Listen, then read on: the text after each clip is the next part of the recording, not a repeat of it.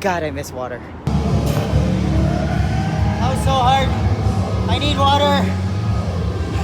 I'm so thirsty. I missed you.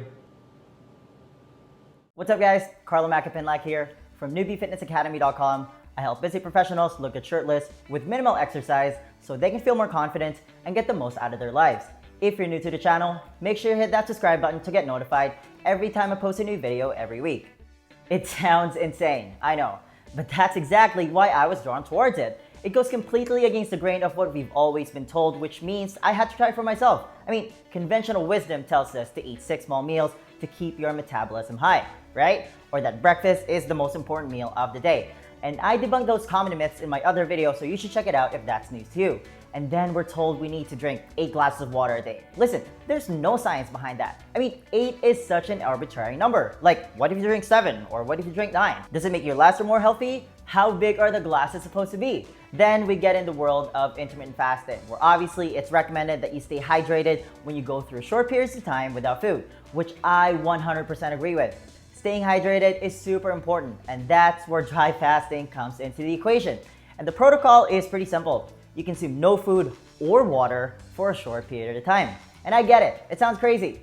Why would you do that? It sounds completely out of left field, but the more I read about it, the more research I did and discovered all the benefits that comes with it, the more it made sense for me to try it. It's so powerful that 1 day of dry fasting equals 3 days of water fasting. Go figure. Now, you can do a dry fast in 2 ways. You can do it intermittently, or you can do an extended dry fast. There's also 2 different types of dry fasting. There's a soft dry fast where you don't eat or drink water, but you still brush your teeth, wash your hands, and shower. But then there's hard dry fasting where you completely abstain from any interaction with water. So no brushing your teeth or showering. Crazy, right? Being the overachiever that I am, I went somewhere in between and did a modified hard dry fast where I only brush my teeth, because unless you're in complete isolation, living off the grid, a fully functioning adult should brush their teeth before leaving the house. So that was my only interaction with water. I also decided to do my dry fasting experiment for 24 hours. 1 full day without food or water. I feel like 1 full day will give you the minimum effective dose, and a 24-hour fast is very doable for a lot of people, because that's what this channel is all about, right? It's all about giving you guys the best information on human optimization with the minimum effective dose. Now, going into this dry fasting experiment, I already follow a very low carb, high fat, moderate protein diet, which means that my body is used to burning fat for energy, and I regularly do a daily intermittent fasting routine of 16 to 24 hours. I've also dabbled with 3 and 7 day water fasts, and you can find the link to those videos somewhere at the top here, so my body is used to fasting. All right, let's see how this 24-hour dry fast went down. Good morning. It's been 12 hours since I last had any food or water, and I feel okay. I'm at the coffee shop right now, and it's kind of weird. I'm just sitting here doing work, but not drinking anything. I'm gonna go to the gym here in a little bit and work out. But yeah, my intention is to do this dry fast for 24 hours.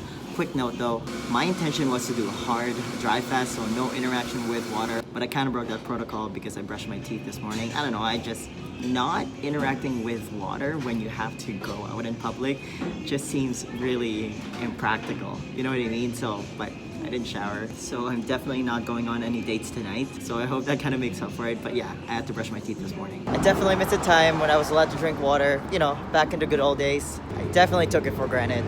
God, I miss water.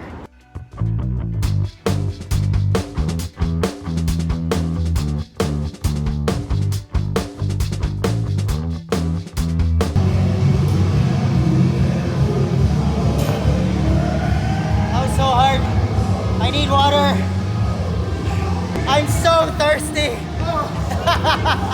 Okay, so I'm about to break this 24-hour dry fast, and I have never been more excited to drink water in my life. I also just weighed myself a couple of minutes ago, and I'm down like over 3 pounds, which is wild. And I'm not a big guy to begin with. I've heard people losing like, I don't know, 4 or 5 pounds in 1 day, which is just crazy. And it just shows you how effective this is. I mean, I'm not even doing this for weight loss, right? I just wanted to try it, and that's kind of a nice bonus.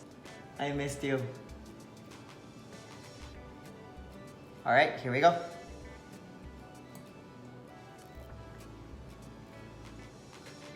Oh my God, that tastes so good.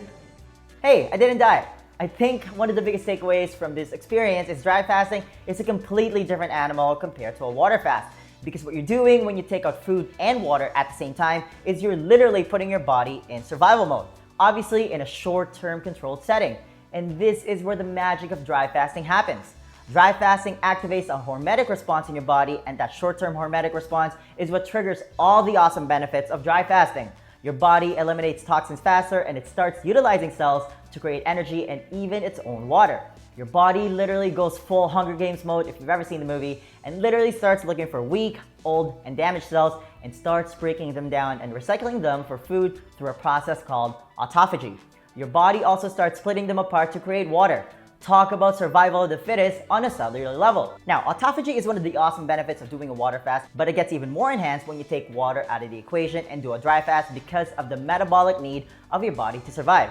So as you keep doing this, like let's say once a week, you keep recycling old cells into new ones, and this is a great way to ensure that you only have strong and healthy cells in your body. That's why fasting is always connected to cancer prevention. You're giving your body a chance to do a cellular cleanse, and doing a short-term dry fast enhances this process even more. And the key word here is short-term. You're putting your body in survival mode in a controlled short-term situation. Again, emphasizing short-term here, right? Like, I'm not advocating that you go a full week of dry fasting because dehydration can cause some serious negative effects in your body. We're trying to go after the minimum effective dose here, which is anywhere between 24, 48, or even 72 hours. Anything over that and you kind of start getting diminishing returns. Now, what makes dry fasting so beneficial again is the lack of water helps accelerate some of the protective benefits you get on a regular water fast, like reduced inflammation and metabolic health.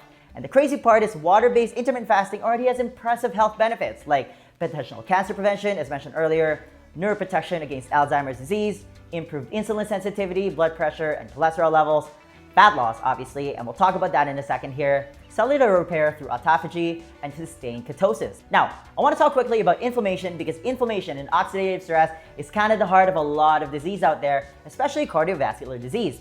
And inflammation and oxidative stress is caused by eating too much refined carbs and sugar. When you fast, you allow your body to regenerate, heal, and get rid of harmful agents more easily. Because again, every time you eat, your body goes into fat storage mode, which also turns off autophagy. Again, autophagy is when your body cleanses itself on a cellular level. A dry fast can further intensify this cleansing process because bacteria, fungi, disease, and pathogens need water to survive. And if you take that away, they can't exist. That's why dry fasting is so effective when it comes to healing your body. And the other big thing is inflammation, right? Inflammation needs water to work. If you're trying to reduce inflammation, doing a dry fast is one of the best and simplest ways to do it. When I first read about this stuff, it completely blew me out of the water. Pun intended. See what I did there? But it gets even better. Get this. When you do a dry fast and take water out of the equation, it actually pushes your body to burn even more fat because fat can be used to produce metabolic water. And I mentioned this already a couple times, so let's talk about it. Metabolic water is water your body makes internally. That's right, your body has the ability to make its own water. How freaking cool is that? So if you're worried about dehydration when you do a dry fast, don't be. Your body is super smart because it wants to survive, so it starts making its own water to prevent dehydration. Now, you're probably wondering, how? Here's where it gets more interesting. Your body makes its own water by breaking down body fat. And this is one of the best benefits of dry fasting is you get into accelerated fat loss. That's why people lose so much weight when they do this. Let me explain. So when your body starts burning fat, it releases hydrogen into the bloodstream. And the chemistry here is pretty simple. Don't worry, I'm not talking rocket science here. Here's a fat molecule, for example.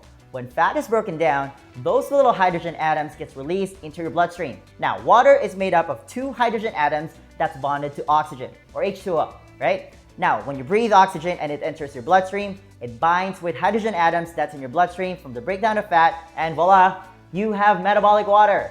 I'm gonna give you a couple seconds to digest that information. Okay, on my next act, I'm gonna show you how to turn water into wine. Just kidding. Okay, there's a famous Russian scientist named Sergey Filanov who pioneered a lot of science when it comes to dry fasting, so all the credit to him. The longest recorded dry fast that he supervised is a mind-blowing 18 days. According to Dr. Filanov, the body can produce up to 1 liter of metabolic water every day, which is just wild. And I noticed this when I did my dry fast. I'm like, why am I still peeing? I haven't had anything to drink in 24 hours. TMI, I know, I just had to share. What's even cooler is that metabolic water is the purest form of water you could find because it doesn't have any toxins from outside sources. Again, crazy stuff. Like when you drink water from a river, for example. Even though the water is crystal clear, your body still has to process that water because it's not just purely hydrogen and oxygen. there's other elements that come into play. If you want an idea, here's a microscopic picture of ocean water. It's not a good idea to drink ocean water anyway, but this really illustrates the point. Nasty. Again, this is why you lose a lot of weight when you do a dry fast, because your body has no choice but to burn body fat to convert it to water. Pretty cool, right? And this next point that I'm about to make here should be obvious, but it's still worth mentioning. If you're worried about energy, don't be. You have at least 20,000 calories worth of stored energy in the form of body fat. That's what it's there for. It's not just there for looks. It's stored energy waiting to be used, and fasting, because it regulates your insulin levels, gives you access to your fat stores. And I always say that the science behind fasting is super simple. If you don't eat, if you take a break from eating, you're probably, most likely, definitely gonna lose weight. I don't think it gets any simpler than that. Now, here are some tips if you want to get into dry fasting. Number 1, prepare yourself. If you have no experience with doing an extended fast or even intermittent fasting, you should not do a dry fast right away. I repeat, don't do it. That's like signing up for a full marathon when you can't even go up a flight of stairs without needing to call an ambulance. You may or may not be able to do it, but it won't be fun. Build up to it. Start slow. Start by getting your body fat adapted by eating a high-fat, low-carb, moderate protein diet, then start incorporating daily intermittent fasting into your routine. Once you're used to taking a break from eating, that's when you slowly take water out of the equation. Again, you only want to do this intermittently. Fasting is like a muscle. You need to strengthen it. Dry fasting is a super advanced version of intermittent fasting. And if you jump into it without preparation, you're probably not going to have a very pleasurable experience. Next, how long should you dry fast for? I think anywhere between 16 to 24 hours should be doable for a lot of people. Again, you want to go after the minimum effective dose here. You might feel weird when you do a dry fast for the first time because you're literally going against your body's natural instinct, especially when it sends signals that it's thirsty, but know that you're going to be okay. You're doing this for its therapeutic and healing effects, and the accelerated fat loss is just icing on the cake. And again, dry fasting isn't anything new. Muslims, for example, have been doing this since the start of their religion. During Ramadan, Muslims do a dry fast during daylight hours, which is about 12 hours on average, and they're fine. Talk to your Muslim friends and ask them about it. Fasting is also used by nearly all religions as a form of cleansing. And if we take it back even a step further and go back to our Paleolithic times, fasting was a way of life and it wasn't by choice. Our ancestors went through days or probably even weeks without food and sometimes without water. If our bodies didn't have the capability to adapt to these harsh conditions, we would not have survived as a species. Yet here you are, watching a video about dry fasting. How cool is that? I hope you're starting to see that this isn't as crazy as it seems. Now, when you're ready to break your dry fast, just start by drinking a glass of water, and trust me, it'll be the most satisfying glass of water you've ever had. And once that settles, just have your regular meal. Do your best not to hit up your local all-you-can-eat joint. It'll probably make you sick and defeat the purpose of your dry fast. Just eat like a normal human being. Now, what about exercise? Some people don't recommend it and some people do. Honestly, just see how your body feels in the process. If you feel good, then go for a workout. If you don't have the energy, then it's probably best to just take it easy and maybe just go for a 10-minute walk. I'm a gym rat and exercise is very therapeutic for me, so I decided to work out anyway. My body was literally screaming at me afterwards because I was so thirsty, but it eventually went away because most likely, again, my body just created its own water. Boom. At the end of the day, once you follow the tips I just gave you to prepare yourself, try it and see how you feel. If you don't feel good, break your dry fast and drink some water. If you still don't feel good, break your fast and eat some food.